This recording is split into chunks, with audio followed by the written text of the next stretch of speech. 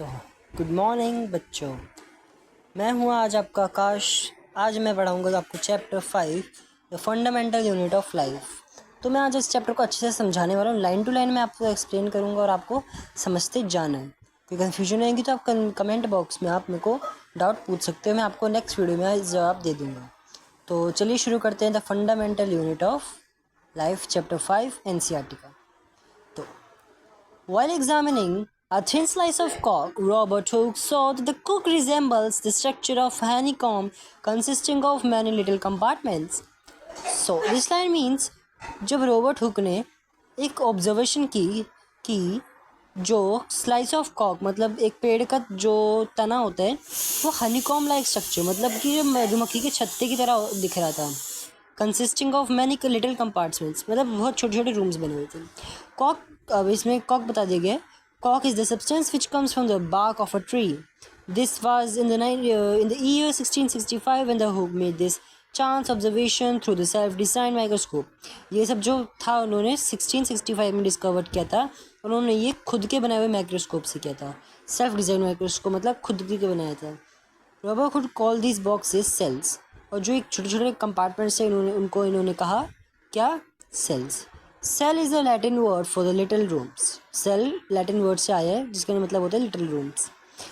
This में seems to be very small and insignificantly incident, but it is very important in the history of science. This was very first time that someone had observed that living things appeared to consist in separate units. The use of the word cell to describe these units being used until this day in biology. Let us find out about cells. So, what are living organisms made up of? तो हम पढ़ेंगे क्या होते हैं living organisms. हम exercise activities छोड़ रहे हैं, हम सीधे इस पे आते हैं। We can try preparing temporary mounds of peels of onion of different sizes. What do you observe? Do we see similar structure or the different structures? मतलब ये कह रहे हैं अगर हम एक प्याज के छिलके को माइक्रोस्कोप के अंदर देखें तो हम क्या ऑब्जर्व करते हैं, क्या उनका सबका स्ट्रक्चर सेम होता है?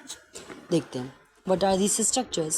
These structures look similar to each other. Together they form a big structures like an onion bulb. We find from this activity that onion bulbs of different sizes have similar small structures visible under the microscope. The cell of the onion peel will look all the same regardless of size of onion they came from. These small structures that we see are the basic building units of onion bulb. These structures are called cells.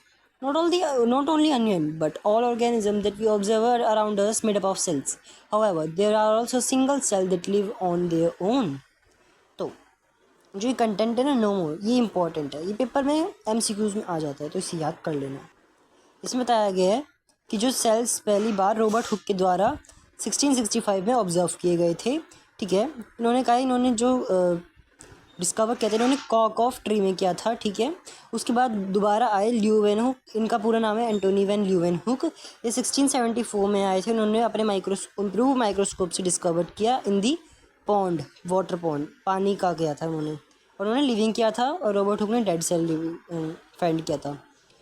Robert brown आए 1831 में जिन्होंने nucleus बताया इन दी cell.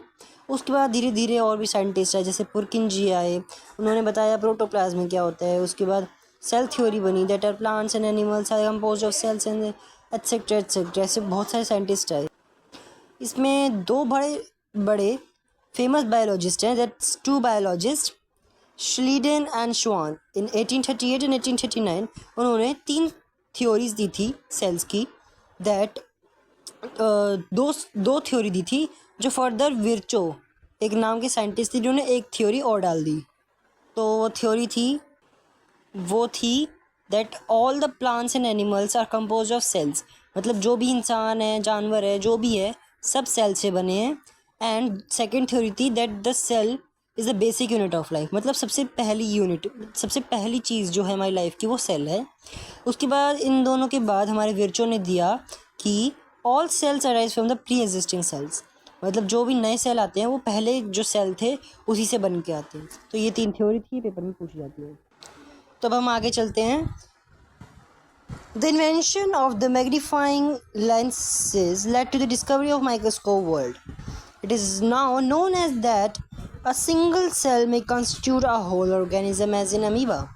मतलब कि कोई single cell है, मतलब एक सेल एक पूरे ऑर्गेनिज्म को चला सकता है, एक अकेला cell.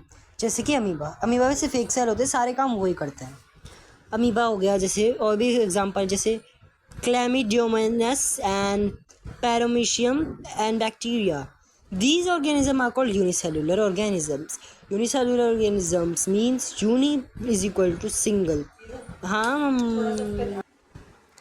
On the other hand, many cells group together in a single body and assume different functions in it to form various body parts in multicellular organisms. Multi is equal to many. मतलब sales को दो parts में divide कर दिया गया है, unicellular organisms और multi cellular organism. Unicellular organisms मतलब जो इसके अंदर एक ही सेल होते हैं, और मल्टी सेलुलर मतलब जिसके अंदर कई तरह के सेल्स होते हैं। अब हम इसके मल्टी सेलुलर और यूनिसेलुलर के एग्जांपल देख लेते हैं। यूनिसेलुलर के तो बता दिए, तो मल्टी सेलुलर के जैसे फंगी, प्लांट्स, एनिमल्स, ह्यूमन भी हैं ऐसे। Can we find out names of some more unicellular organism? इसे छोड़ो, एवरी ये आप कमेंट बॉक्स में आंसर दे दो। Every multicellular organisms has come from a single cell. How? Cell divide to produce a cell of their own kind. All cells thus comes from a pre-existing. Some organisms can also have cells, different kinds. Look at the following pictures. It depicts some cells from the human body. जैसे कि smooth muscle cell, blood cell, nerve cell, fat cell, bone cell, sperm, ovum, etc. etc. Now, the shape and size of a cell are related to the specific function they perform. Some cells like amoeba have changing shape. In some cases, the cell shape could be more or less fixed and peculiar for a particular type of cell. For example, nerve cells have a typical shape. Each living cell has the capacity to perform certain basic functions that are characteristics of all living forms. मतलब हर एक cell जो है अलग size और shape से बना होता है ताकि वो अलग अलग फंक्शंस परफॉर्म कर सके। ईच लिविंग सेल मतलब हर एक सेल में कैपेसिटी है कि वो एक बेसिक फंक्शन करे। तो अब देखते हैं। We know that there is a division of flavour in the multicellular organisms. Multicellular organism मैंने बताया जिसके अंदर एक ऑर्गेनिज्म के अंदर ज़्यादा सेल्स होते हैं, मतलब हर एक सेल अलग फंक्शन परफॉर्म करेगा, such as human being. This means that different parts of human body perform different functions. Yes. अगर सेल किससे बनते हैं? सेल क्या बनाते हैं? ऑर्गेनिज्म बनाते हैं, वो पूरा प्रोसेस होता है। तो उसी प्रकार ऑर्गन्स बनते हैं और हर ऑर्गन एक अलग काम करते हैं। तो हम कह सकते हैं कि हर एक सेल अलग काम करता है। The human body has the heart to pump blood. अब बता रखा है कि क्या क्या करते हैं। A stomach to digest a food and so on. Similarly, division of labor is also seen within the cell. In fact, each such cells has got certain specific component within it known as cell organelles. अब ये कह रहे हैं एक cell मैंने आपको बताया, मान लो एक ये सेल है, एक सेल के अंदर भी कई तरह के फंक्शंस, कई तरह के पार्ट्स होते हैं सेल के, और उन पार्ट्स के भी अलग अलग फंक्शंस हैं। कोई फूड वैक्यूल जैसे है और वो खाना स्टोर करता है, जैसे न्यूक्लियस है वो ब्रेन कहा जाता है, ऐसे हम बहुत सारे पढ़ेंगे। Each kind of cell organelle, और उन पार्ट्स को सेल ऑर्गेनल्स कहते हैं हम। Each kind of cell organelles perform special functions such as making new material in the cell, मैं बता दिए, clearing up the waste material, मतलब हर कोई अलग अलग काम करता है। A cell is able to live and perform all its functions because these organs together constitute the basic unit to call the cell. It is the interesting that all cells are found to have the same organelles, no matter what their function is or what organism they are found. चलो questions कर लेते हैं हम जितना पढ़ा है। Who discovered the cell and how? Answer बताइए। Who discovered the cell and how? तो इसका आंसर है Robert Hooke discovered the cell in 1665 in the cork of tree by its self-designed microscope. चलो नेक्स्ट क्वेश्चन है, why is the cell called the structural and functional unit of life? ये chapter का name है। Even आप chapter देखिए, the fundamental unit of life. Question भी कह रहा है कि structure and functional unit of life क्यों कहलाता है, इसका आंसर आप लोग मुझे कमेंट में बताओगे। चलो अब नेक्स्ट आगे बढ़ते हैं। What is cell made up of, what is the structure organism of cell. अब हम सेल के अंदर पढ़ेंगे, हमने पढ़ लिया कि सेल क्या है, अब हम सेल के अंदर पढ़ते हैं कि क्या है cell. We saw above that the cell has special components called organelles. How is the cell organized?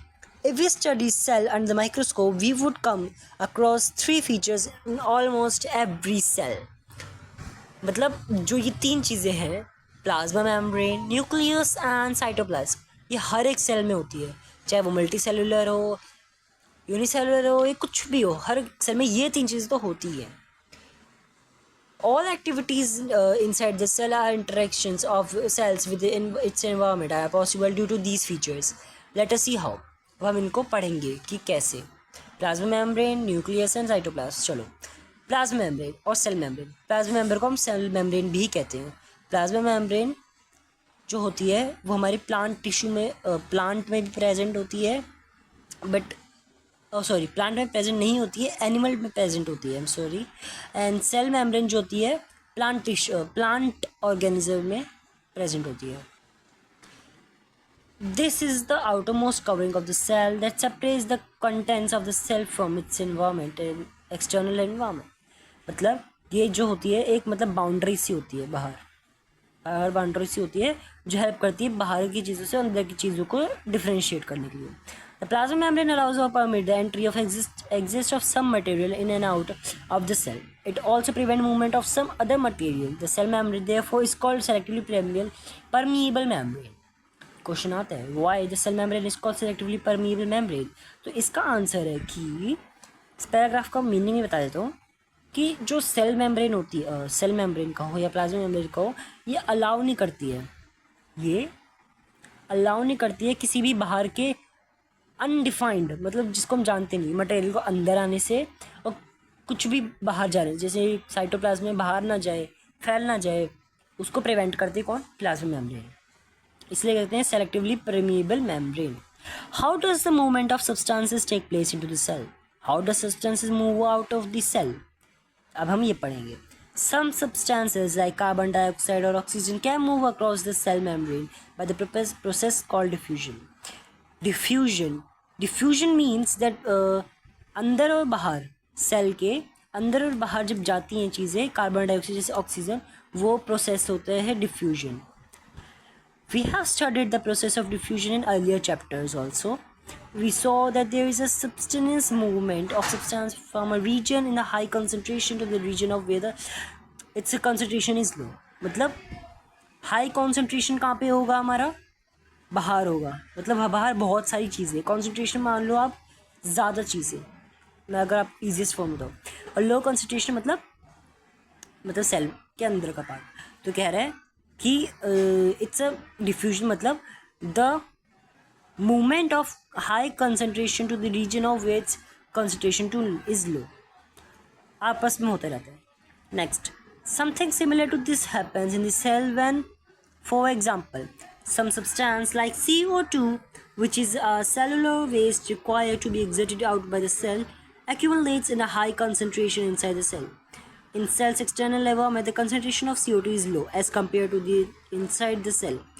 As soon as there is difference of concentration of CO2 inside and outside the cell, CO2 moves out of the cell from the region of high concentration.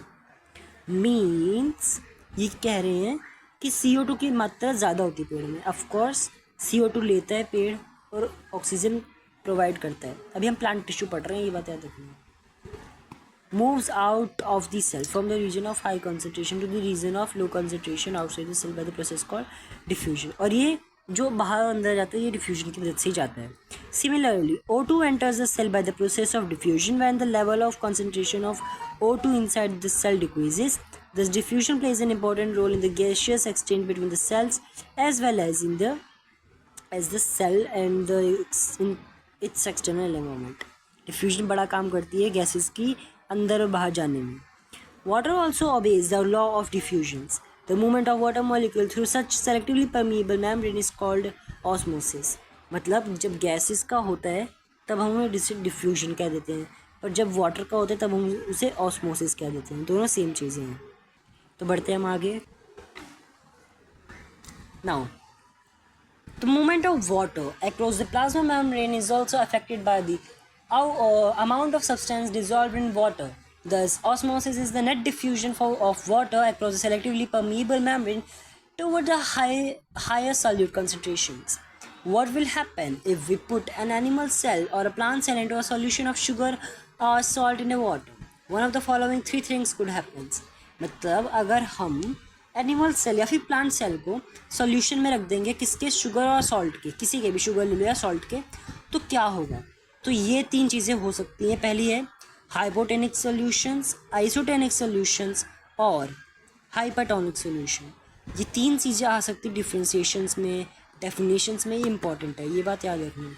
चलो, हाइपोटेनिक solution क्या होता है? If the medium surrounding the cell has a higher water concentration than the cell, meaning that the outer solution is very dilute, the cell will gain water by osmosis. Such solution is called hypotonic. Hypotonic solution का मतलब होता है less. Hypotonic का मतलब होता है less. Less से याद रखना कि less water. Water water water, तीनों में वाटर रहेगा क्योंकि हम सॉल्वेंट जो है वाटर ले रहे हैं। तो हाइपो मतलब लेस वाटर, तो मतलब लेस वाटर है तो क्या करेगा? ऑफ कोर्स अगर लेस वाटर है और नमक ज़्यादा है, हम यहाँ पे सॉल्ट की बात कर रहे हैं, नमक ज़्यादा है या फिर शुगर ज़्यादा है, तो वो सॉल्यूशन कहलाएगा आपका hypertonic solution. I am sorry मैंने वहाँ पुट कर दिया, वो कहलाएगा आपका हाइपरटोनिक्स। आई एम सॉरी मुझे कन्फ्यूजन हो गई, मैं तीनों का कन्फ्यूजन कर दिया। मैं दोबारा से बता रहा हूँ, आप प्लीज़ दोबारा से सुनिएगा। I am sorry, I am really sorry. If the medium surrounding the cell has a higher water concentration than the cell, meaning that the outside solution is very dilute, the cell will gain water by osmosis. Such solution is called hypotonic solution. Hypo means less salt, मतलब कि less salt या फिर sugar, कम आपके पास salt या sugar है और पानी की अमाउंट जो है वो ज़्यादा है, तो सेल गेन कर लेगा, मतलब अपने अंदर ले लेगा वाटर को ऑस्मोसिस के द्वारा। हमें पता है वाटर कैसे आता है अंदर बाहर, ऑस्मोसिस के द्वारा। हाइपोटोनिक सॉल्यूशन मतलब कि जब बाहर का कॉन्सेंट्रेशन कम हो, मतलब सॉल्ट या फिर शुगर कम हो, तो वाटर वो गेन कर लेता है बाय ऑस्मोसिस। सेकेंड आता है, पहले ये पढ़ लेते हैं। Water molecule are free to pass across the cell membrane in the both directions, but more water will come into the cell than will leave. The net overall result is the water enters the cell, the likely is full. Means क्या वही बात कर रहे हैं कि ये अंदर ले लेगा पानी को। अब आते हैं, if the medium has exactly the same water concentration as the cell, there will be no net movement of the water across the cell membrane. Such solution is known as isotonic solution. As isotonic solution means मतलब बाहर जो amount है किसका, water का और नमक वगैरह का, वो इक्वल है सेल के अंदर जो प्रेजेंट है अमाउंट, नमक और वाटर जो अंदर प्रेजेंट है वो इक्वल है। तो वो क्या करेगा सेल, इस पे दो थ्योरी कही जाती हैं। अब बुक में तो एक ही लिखी है, बट दो थ्योरीज है, उसके अकॉर्डिंग पेपर आ सकता है कि क्या करते हैं, सेल पहले पानी को अपने अंदर एब्जॉर्ब कर लेते हैं, मतलब गेन कर लेते हैं, और equal in amount of water वो लूज़ कर देते हैं, मतलब गेन भी कर रहा है फिर लूज़ भी कर रहा है वाटर को। ठीक है, पहले तो थ्योरी है। और दूसरा है, अगर दोनों ही इक्वल होंगे तो वो कुछ नहीं करेगा, वो खड़ा रहेगा, सिंपल रहेगा। तो थ्योरी आप कोई सी भी लिख सकते हैं, दोनों ठीक है। If the medium has a lower concentration of water than the cell, meaning that is very concentrated solution, the cell will lose water by osmosis. Such solution is known as hypertonic solution. Hypertonic solution means more salt is there in the solution, तो cell will lose water, मतलब वो water को दे देगा solution को। ये थे हमारे तीन कुछ सॉल्यूशंस जो पेपर में आते हैं। चलो, again water crosses the cell membrane in both direction, but this time more water leaves the cell than enters it, therefore the cell will shrink. मतलब अगर ज़्यादा वाटर निकल जाता है तो सेल श्रिंक हो जाता है, मतलब सिकुड़ जाता है। Thus, osmosis is a special case of diffusion through a selectively permeable membrane. Now, let us try out the following activity.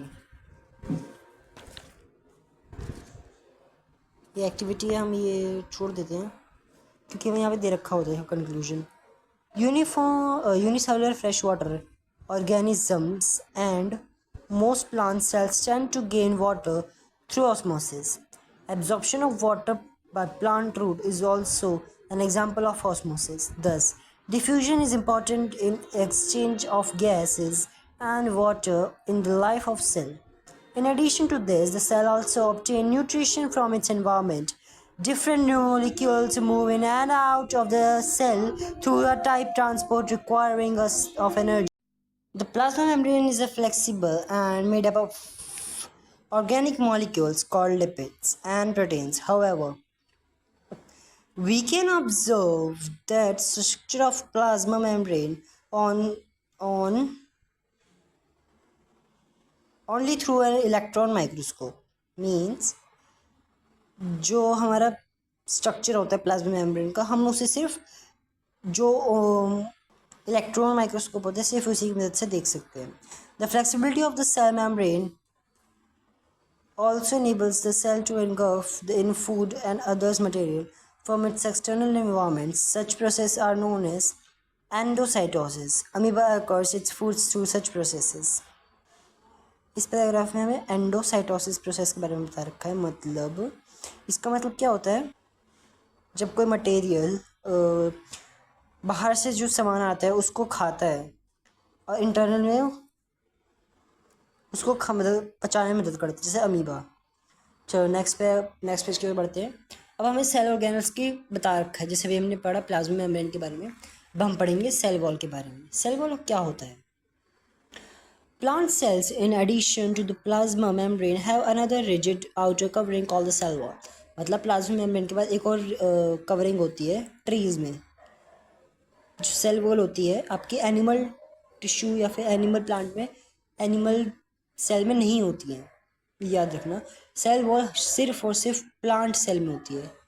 तो the cell wall lies outside the plasma membrane. The plant cell wall is mainly compose of cellulose. जो ये cell wall होती है cellulose की बनी होती है. Cellulose is a complex substance and provides structural strength to plants. When a living plant cell loses water through osmosis, there is a shrinkage or contraction of contents of the cell away from the cell. This phenomena is called plasmolysis. Basically इन्होंने plasmolysis को बताया. Plasmolysis क्या होता है? जब कोई plant water को loose करता है ऑस्मोसिस के द्वारा.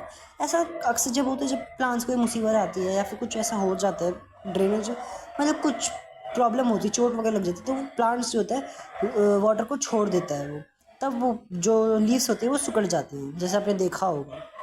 We can observe this phenomena by performing the following activity. आप एक्टिविटी को रीड कर लेना, एक्टिविटी अच्छी है. ओके, नाउ एक्टिविटी के बाद आता है ये. What do we infer from this activity?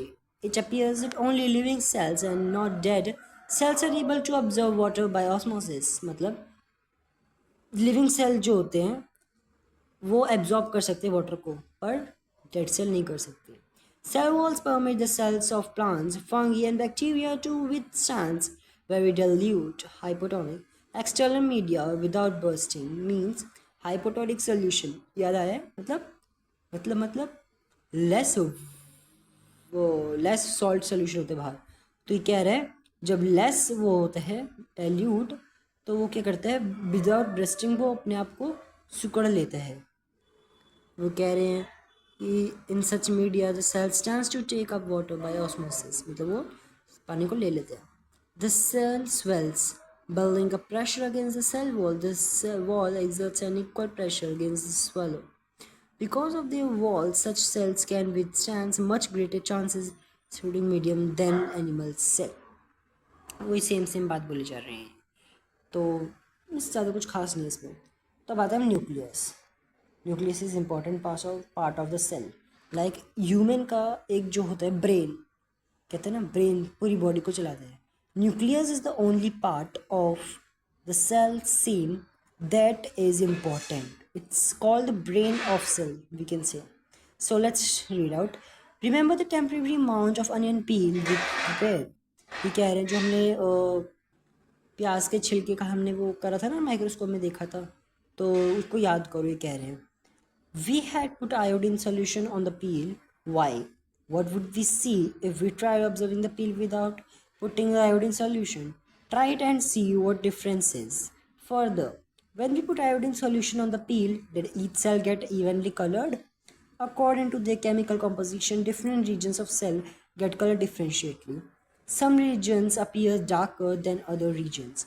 Apart from the iodine solution, we could also use the saffron solution or the methane blue solution to stain the cells. We have observed cells from an onion. Let us now observe cells from our own body. इस paragraph में basically बताया है कि हमने कैसे microscope में क्या क्या जो हमारे पास केमिकल्स थे उनको डाल के हमने कैसे पता लगाया कि सेल्स के अंदर क्या क्या होते हैं। इन्होंने ये सब पैराग्राफ में दिया है। आगे बढ़ते हैं हम।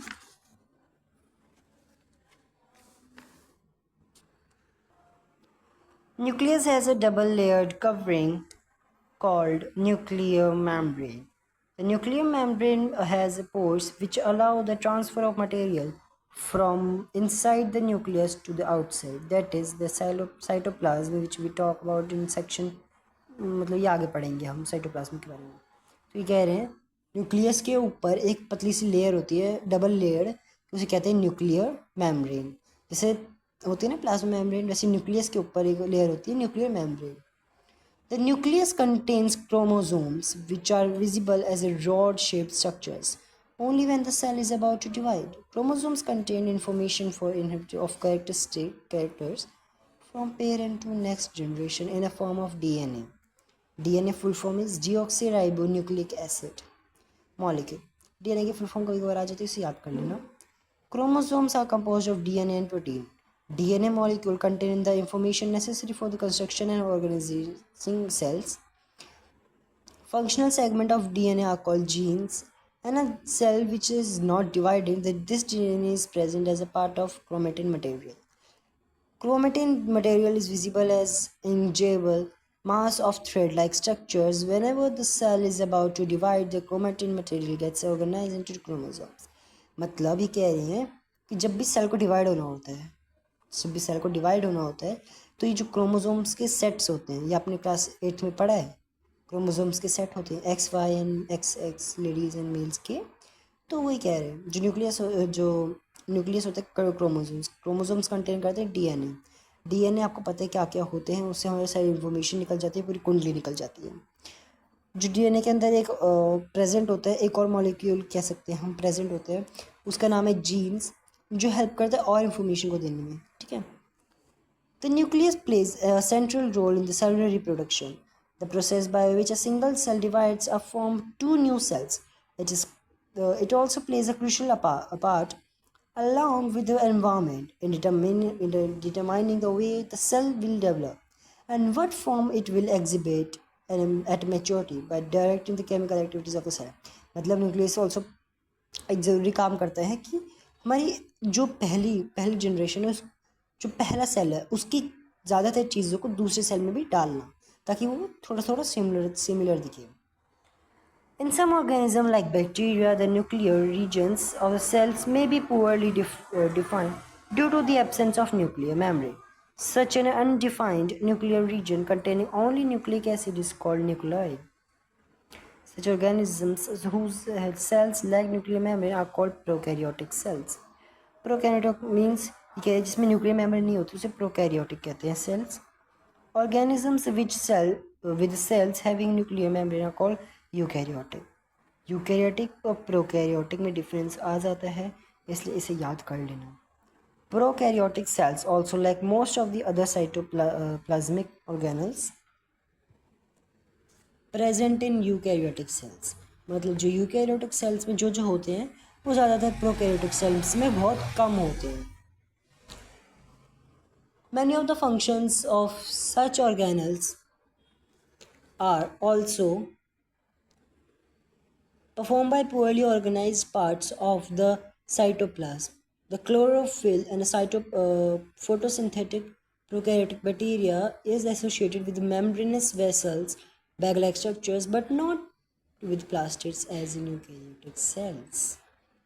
ओके, इस पैराग्राफ का मतलब है कि न्यूक्लियस के अंदर जो न्यूक्लियर मेम्ब्रेन होती है उसके भी कई तरह के चीज़ें हैं, जैसे सेल्स होते हैं उसके प्रोकैरियोटिक कहते हैं। प्रोकैरियोटिक और यूकैरियोटिक में डिफरेंस मैं आपको इस क्लास के एंड में आपको एक फ़ोटो दिखा दूंगा, आप उससे देख सकते हैं, उससे आपको इजी रहेगा, क्योंकि मैं अभी समझाऊंगा तो आपको ज़्यादातर याद नहीं रहेगा।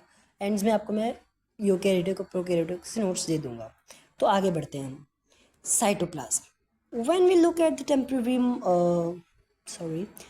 temporary mounts of onion peel as well as a human cheek cells, we can see a large region of each cells enclosed by the cell membrane. These regions take up very little stain. It is called the cytoplasm. The cytoplasm is a fluid content inside the plasma membrane. It also contains many specialized cells organelles. Each of these organelles performs a specific function for the cell. Cytoplasm क्या होता है? Cell है normal, पहला उसकी layer होती है plasma membrane. Plasma membrane के बाद क्या होता है? जो अंदर आपका एरिया है, मान लो एग्जांपल से समझाता हूँ मैं आपको। एक पॉन्ड है, पॉन्ड के बाहर बाउंड्री होती है, वो प्लाज्मा मेम्ब्रेन हो गई। जो पॉन्ड है उसके अंदर बहुत सारी बोट्स हैं और खिलौने बच्चे हैं, खिलौने हैं, वो पानी के अंदर है। तो जो बच्चे हैं, खिलौने हैं, बोट्स हैं, वो आपकी सेल ऑर्गेनल्स होंगी, और जो पानी है पूरे में प्रेजेंट उसे कहेंगे हम साइटोप्लाज्म। समझ में आ रही है? साइटोप्लाज्म फ्लूइड लाइक स्ट्रक्चर होता है और वो सेल में पूरे में प्रेजेंट होता है, और सेल साइटोप्लाज्म के अंदर ही हमारे सारे सेल ऑर्गेनल्स होते हैं, जैसा कि आप इमेज में देख सकते हैं। इमेज यहाँ पे है नहीं, मैं दिखा दूंगा, या दिस वन इमेज देख सकते हैं।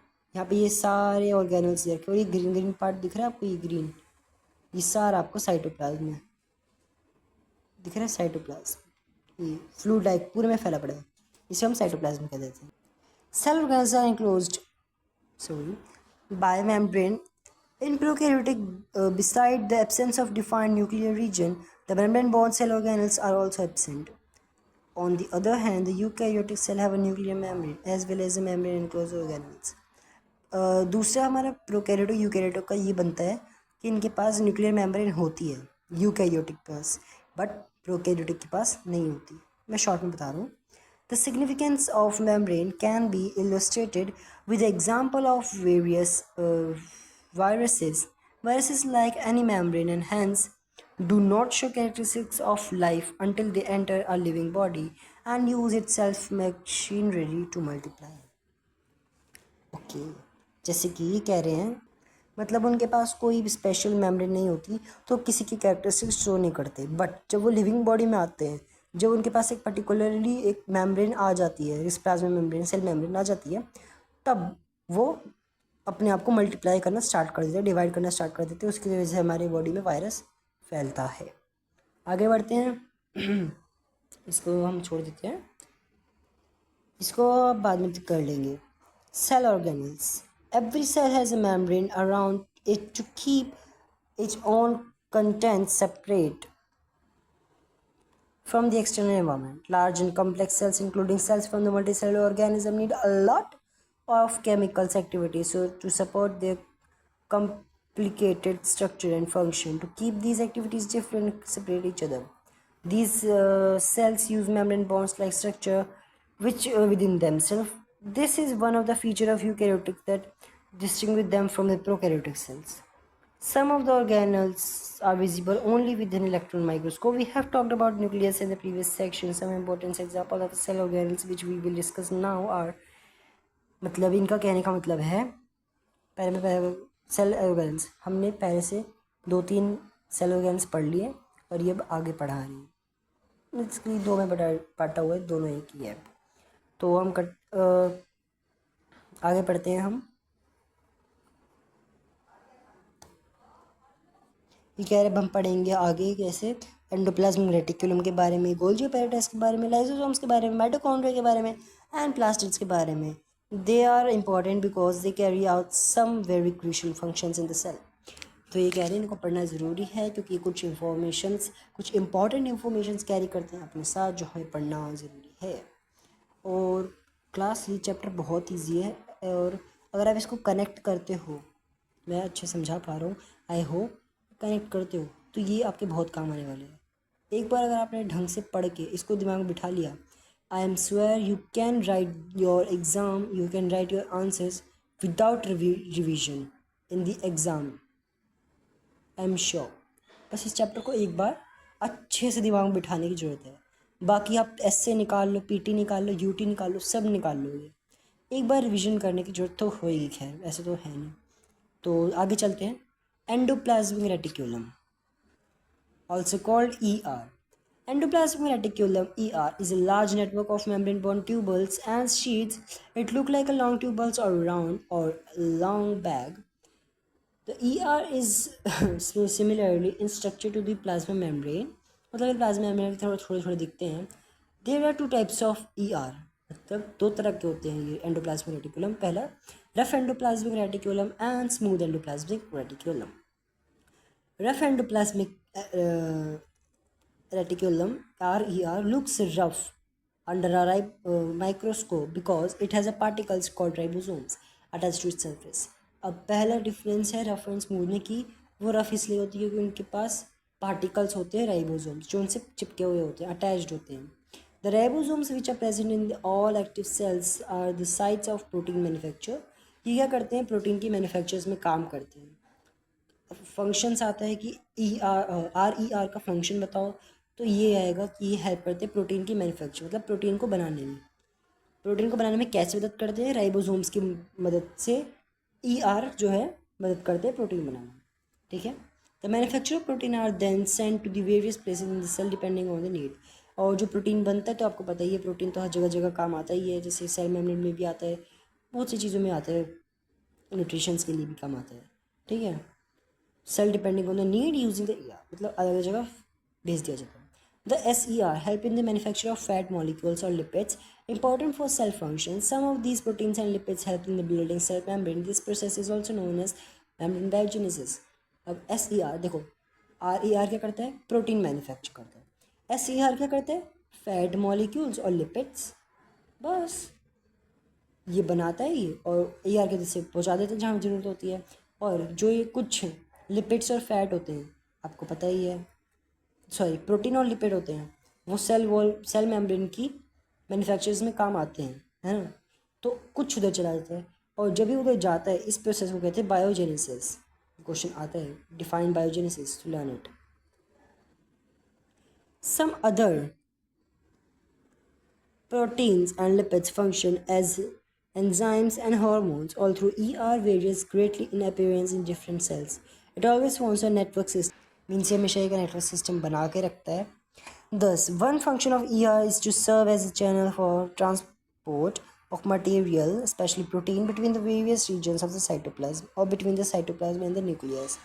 The ER also functions as the cytoplasmic framework, providing a surface for some of the biochemical activities of the cell. The liver cell of the group of animal called vertebrates, SER plays a crucial role in detoxifying many poison and drugs.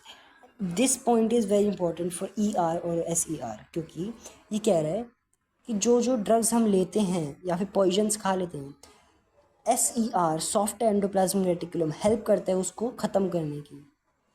अब question आया होगा आपके मन में कि अगर cytoplasm I am sorry SER drugs को, poisons को जो हम इंसान ले लेता है गलती से, उसको ख़त्म कर देता है, तो फिर भी इंसान मर क्यों जाता है, वो बीमार क्यों पड़ जाता है।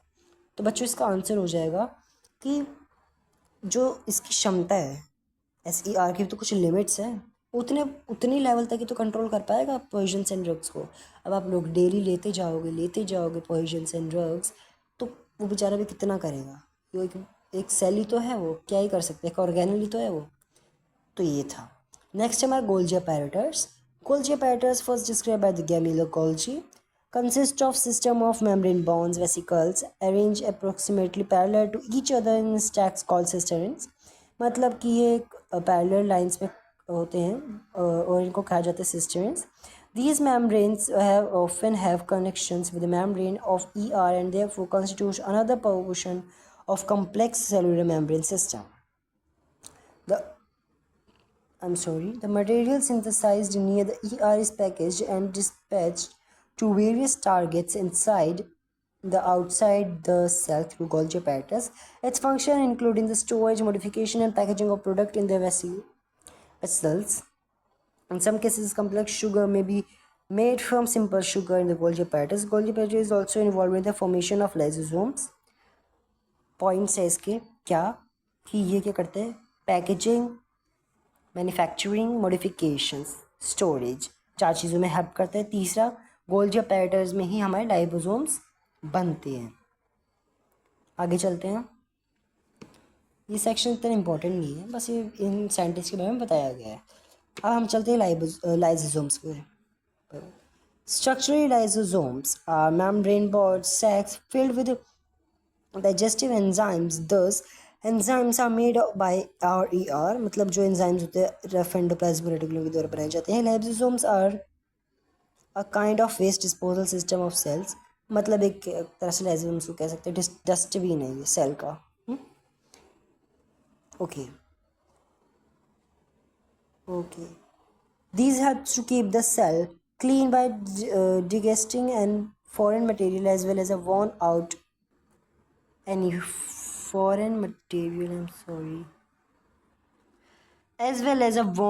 cell organelles. Foreign materials entering the cell such as bacteria or food as well as of organelles end up in lysosomes. Which break complex substance into simple substance. Lysosomes are able to do this because they contain powerful digestive enzymes capable of breaking down all organism material during the disturbance in the cellular metabolism. For example, when the cell get damaged, lysosomes may burst and the enzymes digest their own cell. Therefore, lysosomes are also known as societal bags of cell. Means lysosomes क्या होते हैं, cleaning के काम आते हैं. कोई भी बाहर से कोई भी अगर हमें नहीं चाहिए, जैसे बैक्टीरिया वगैरह आ जाते हैं, तो वो सब लाइसोसोम्स खाली कर देते हैं. जैसे कोई प्लांट, जैसे कोई ऑर्गेनल है मर जाता है, ख़राब हो जाता है, तो उसको भी लाइसोसोम्स खा जाता है, मतलब ख़त्म कर देता है सेल में से. और अगर कोई ऐसा डैमेज आ जाता है सेल के अंदर जिसे लाइसोसोम्स या कोई भी ऑर्गेनल्स मिलके ख़त्म नहीं कर सकता, ठीक नहीं कर सकता, तो लाइसोसोम्स अपनी पावरफुल एंजाइम्स की मदद से अपने सेल को खा जाता है, ख़त्म कर देता है.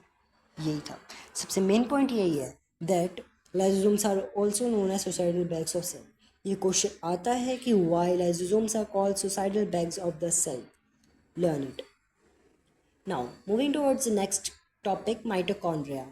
Mitochondria are known as powerhouse of cell. Mitochondria has two membrane covering. The outer membrane is porous while inner membrane is deeply folded. These folds increase surface area for ATP generating chemical reaction. The energy required for various chemical activities needed for life released by mitochondria in the form of ATP. ATP full form is adenosine triphosphate molecule.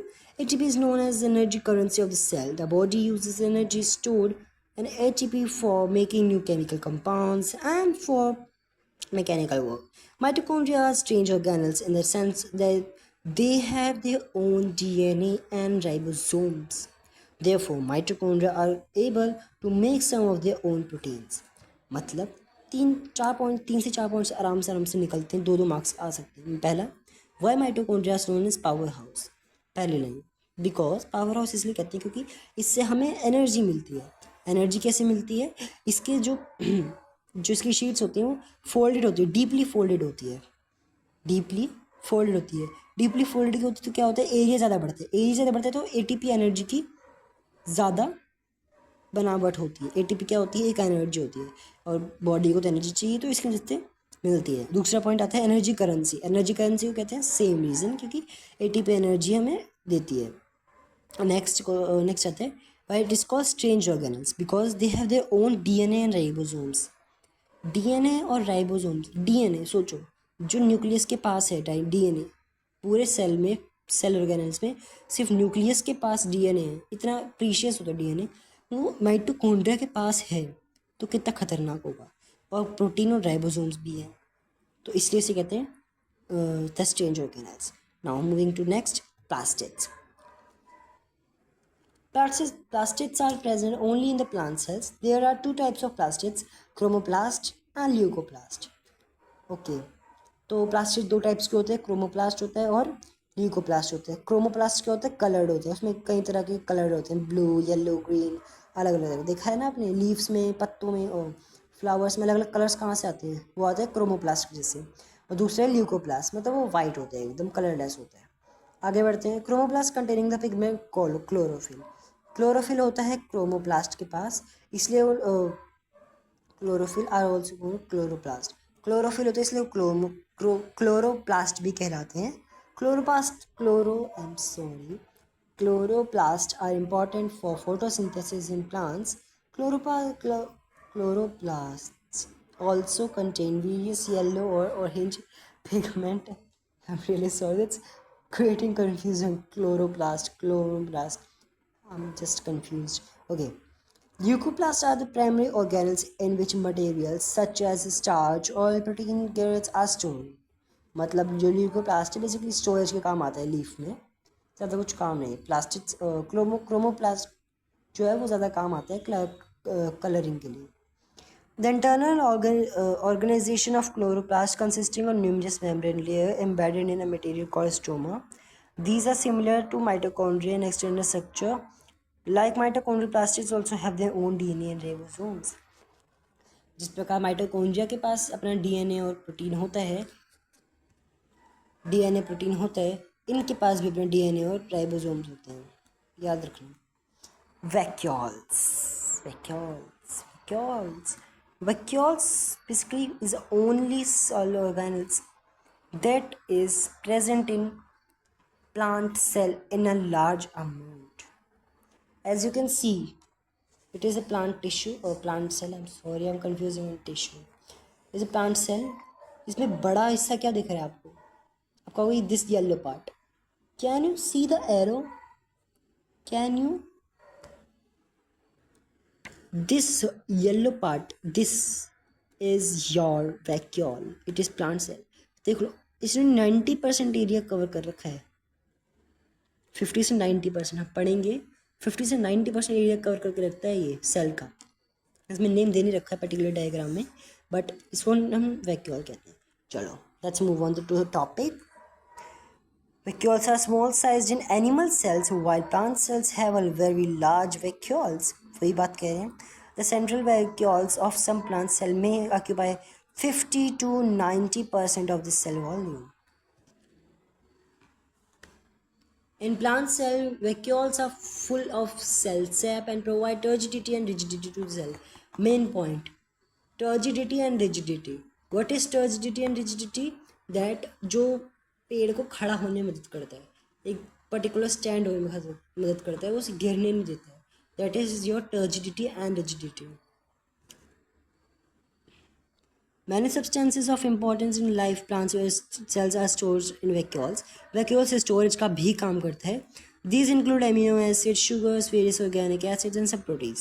मतलब ये सब चीज़ें उसमें store होती है. In a single celled organism like amoeba, मतलब जिसके पास एक ही सेल है, मीन्स यूनिसेलुलर जो ऑर्गेनिज्म होते हैं. The food vacuole contains the food items that amoeba has consumed. In some unicellular organisms, specialized vacuoles also play an important role in expelling excess water and some waste from the cell. मतलब ये कुछ waste को निकालने में मदद करता है. ये कुछ क्वेश्चंस हैं जो हमारे बेस लर्निंग के बेस पे हैं. That is, can you name the two organisms we have studied that contain their own genetic material? Mitochondria and plastic. genetic material. Genetic से कुछ याद आ रहा है? जीन्स नाम का. और जीन्स नाम का क्या होता है? डीएनए. और डीएनए के बारे में हमने कहीं तो पढ़ा था. Mitochondria and plastic. और आंसर इज इन फ्रंट. आगे पढ़ते हैं. If the organisms of the cells is destroyed due to some physical or chemical influence, what will happen? The cell will die. अगर कह रहा है कि कुछ भी हो जाता है सेल को, तो लाइसोसोम्स क्या करेंगे? मर जाएगा. While lysosomes are known as suicidal bag, you will give the answer in 40 to 50 words in comment box. Okay. And next question, where are proteins synthesized inside the cell? That is ribosomes. Let's move on to the next. This is our last para. Basically, our chapter is going to be over. And this cell division is very important. So let's read it out. Each cell thus acquired its structure and ability to function because of the organization of its membrane and organelles in a specific ways.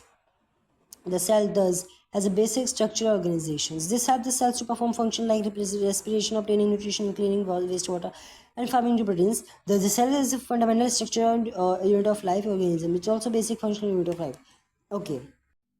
ये कह रहे हैं कि हर एक cell के पास अपना एक structure होता है, हर एक अपना फंक्शन होता है और अब एबिलिटी होती है उसकी मेम्ब्रेन बनाने की, अपने स्पेसिफिक वेज होते हैं, ऑर्गेनल्स होते हैं, इसलिए उसे structural and functional unit of life कहते हैं. अब आते हैं cell division.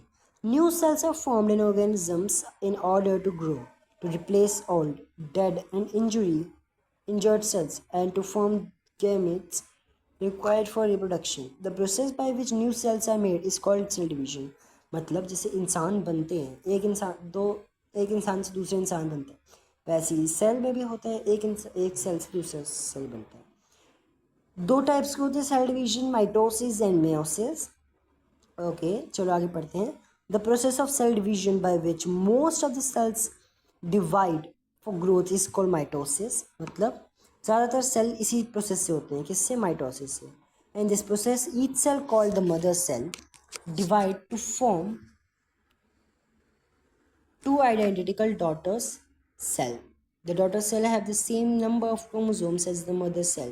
It helps in the growth of repair of tissues in organisms. Specific cells of reproductive organs or tissues in animal and plant divide to form gametes, which of fertilization give rise to offspring. They divide by the difficult process called meiosis, which involves two consecutive divisions. When the cell divides by meiosis, it produces 4 new cells instead of 2. The new cells only have half the number of chromosomes than that of the mother cells. Can you think as to why chromosomes number has reduced to half in daughter cell? So let's see, I will explain you by diagram. देखो, ये है mother cell. आपका क्या है? Mother cell. Let me set my angle. Okay, now it is okay, I think so. Now ये कह रहे मैंने कैमरा पलट दिया, आई एम सॉरी, आप प्लीज़ कैमरे को एडजस्ट कर लीजिए. मदर सेल, ये मदर सेल है. क्रोमोसोम्स दिख रहे हैं आपको इधर. क्रोमोसोम्स 2 रेड हैं, 2 ब्लू हैं. अब जब ये डिवाइड होंगे तो क्या होगा? 2 रेड इधर जाएंगे, 2 रेड इधर जाएंगे, 2 ब्लू इधर आएंगे, 2 ब्लू इधर आएंगे. 2 हो गए. इसके पास बचे कितने? इक्वल बचे. इक्वल ही जाते हैं, इक्वल ही इसके पास आते हैं. ये इतने सही नहीं है, बहुत सारे होते हैं तो बचेंगे ना इसके पास. इसे कहते हैं मियोसिस. बट ऑफन हेयर क्या होता है, इधर एक सेट इसका गया, एक सेट रेड का गया, एक सेट ब्लू का गया. दूसरी साइड से एक साइड ब्लू का गया, एक साइड रेड का गया. एक सेट ऑफ क्रोमोसोम पढ़ा ना क्लास 8 में. अब ये 2 आ गए. इनका क्या होता है? सी, इनके पास एक रेड इधर भेजा, एक रेड इधर भेजा, एक ब्लू इधर भेजा, एक ब्लू इधर भेजा, बन गए 2. इसने भी सेम प्रोसेस किया, एक ब्लू इधर भेजा, एक ब्लू इधर भेजा, एक रेड इधर भेजा, एक रेड इधर भेजा. कितने बने? 4. मीन्स जो प्रोसेस होता है mitosis and meiosis are produce only 2 new daughter cells, but meiosis formed 4 new daughter cells. So with this our class is ended. I will show you the difference between the prokaryotic and eukaryotic cells and some other also. I will try. Thank you. Like and subscribe my channel.